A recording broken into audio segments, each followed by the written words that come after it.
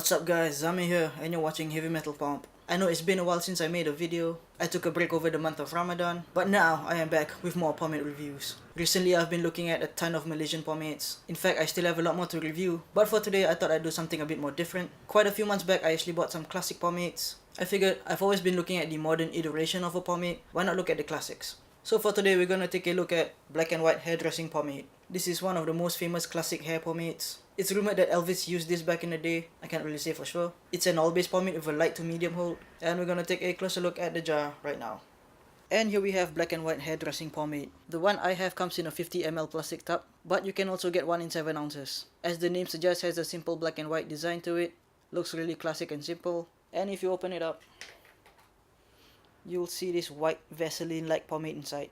For the scent, what I mostly get is a baby powder smell with a hint of lavender. It's really soft and sweet, it's not insanely strong, but you will get hints of it throughout the day. Scooping it out really easily, feels like Vaseline. Breaking it down, just as easy. Has some slight tackiness to it and stickiness, which I really like. Also feels like a thick lotion, which in fact it looks like a lotion as well. Really nice, really easy to break down. Going into your hair, just as easy. Feels really slick.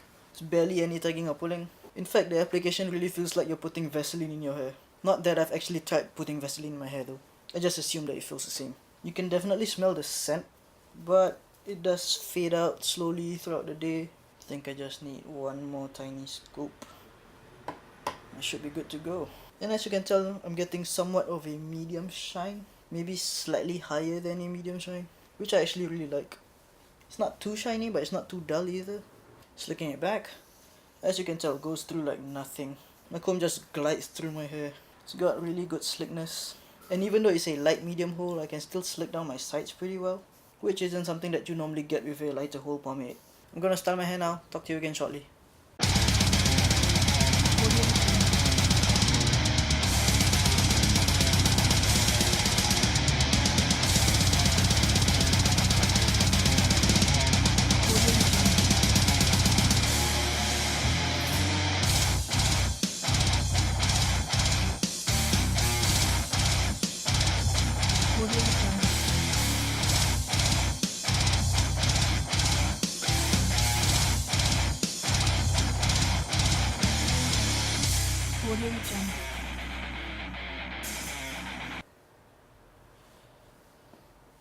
And I think I'm just gonna call that done because my hair just does not want to be styled right now. So as you can tell, I'm getting a low to medium height. My sides are held down pretty well. Everything else is slicking down nicely in place, getting a somewhat medium shine, and the scent is pretty subtle. So let's talk more about black and white hairdressing pomade.